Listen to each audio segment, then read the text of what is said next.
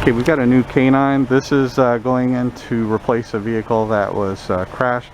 The crashed vehicle had rear AC, order from the factory, and the kennel is designed with vents that take that rear AC and funnel it into the kennel. This vehicle, most of our vehicles don't have rear AC, so what we did is we pulled from the underneath the seat, and I'll try to maybe include some pictures of that, to route some ducts and cool the kennel that way. So what we've got is 3 temperature settings. This one is going to represent inside the kennel. This one here, this is going to represent the outside air temperature. And I have that on the outside of the glass here. And then this one here is going to represent inside the cabin. Okay, so right here we're looking at the kennel, and this is the back side of the driver's seat, and you can see that vacuum hose. So we have that vacuum hose connected to the underfloor ventilation system, and we have it goes underneath the kennel, and then you can see it pops up, and then we have it routed right to the kennel, and I can feel the air coming out pretty good. And we have that in 2 locations, one on each side. From the back side, the back hatch, you can see the tubes. They're really not obstructing anything at all, and we're still able to lift our equipment tray with the box, and this will open up and it won't hit the tubes. Okay, there's our equipment tray lifted up. See, covering the spare tire, we have the lower tray, and then we have the upper tray with all the equipment, and you can see that it misses the tubes entirely, so really no interference in having these ducts added. One more precaution we took, we wanted to add a 3rd tube just to be on the safe side. And so that little tube is going into an exit for the floor ventilation system on the passenger side on the vehicle.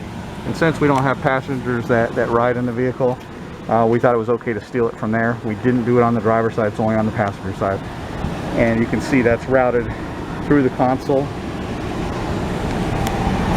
and it comes out underneath the seat, and it exits here through one of the vents. I'll go around to the other side. Okay, again, here's that ducting, and it's coming out here. So between this and the 2 other vents, we feel like there's plenty of AC, and we're going to put that to the test now. And you can see there's a lot of ventilation in the kennel, so even if we didn't have these ducts, we think it would be okay. Plus the door, look at the size of the door. When that is open, if that were to be left in the open position, you need plenty of air. We also have a intake fan which pulls air from the front, the driver compartment into the kennel. And then finally on the window over there, we'll go look at it in a minute, there's an exhaust fan that will drop the window and pull the fan, or pull the air, the hot air, out of the vehicle over on the other side. Closer look at the exhaust fan. Again, the window will drop automatically if there's a condition where there's a high heat, and that fan will start. Now, as I said, going back to the ventilation real quick, currently I have it on both in the driver area coming out through these main vents as well as the back, and the pressure differential is pretty great. Like for instance, if I were to turn off this front area, more air is going to be put towards the footwells, and that underseat ventilation will be much more powerful. Yeah, it's really blowing out good and cold right now. But again, the purpose of this test is more of a realistic everyday condition where AC is going to be up front as well, so that's the way we're going to test it. Okay, I'm just starting the stopwatch now. We're probably going to let this go from anywhere from 15 to 20 minutes, 30 minutes maybe, and we'll check in periodically. So our starting temperatures are 61.7 degrees. Again, this is in the back of the kennel. Outside air temperature 71.4.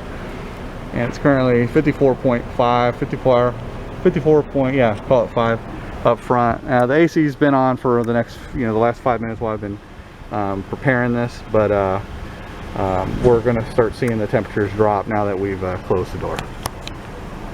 Checking in, it's now been 25 minutes, almost 26 minutes.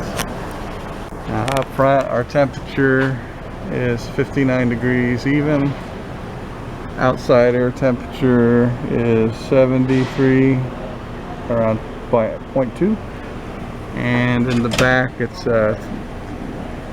actually cooler than the front, 58.5 degrees. Again, it's been almost 30 minutes. Testing purposes, again, I had it on the air coming out both the top, these main vents, as well as the bottom. I'm gonna go ahead and turn that off, and you can hear the change in pressure. Okay, right now I'm looking at the hot and pop system, which gives you a not only monitors your battery voltage, but also gives you the temperature in the back, the front, and then the one in the middle up top. That is the average. So you can see here 59.9 and 60 degrees. So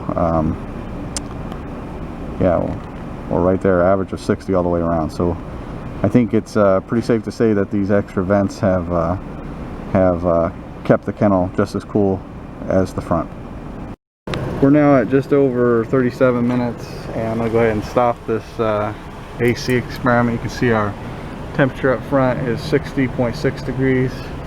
Outside air temperature 73.6, and in the back kennel it is 59.7 degrees Fahrenheit. So again, I think we've proven that the AC ducting from the underseat ventilation will adequately cool the kennel. Okay, next, as part of our test, we're going to go ahead and turn on the heater, both front and back. What we're going to do is we're going to test the operation of the warning signals to indicate that the temperature is getting hot, and then also the protection devices of the fans kicking on, and then the window rolling down to be able to ventilate the system. So we're going to do that now. It's been less than 2 minutes, and you can see our temperature is already climbing up over 100 up front, and it's not climbing as fast in the back, but it's definitely gone higher than the 59. Again, this is just after a couple minutes. Okay, 4 minutes and 12 seconds. We've got alarms going off on the PD. This is telling us that we have a overheat condition.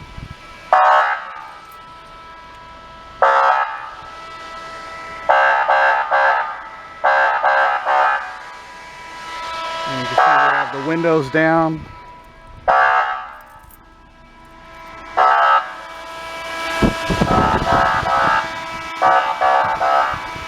Yeah, that was annoying. So I think rest assured we can say that you're going to know it if there's a temperature condition in the car where the dog is in an unsafe condition.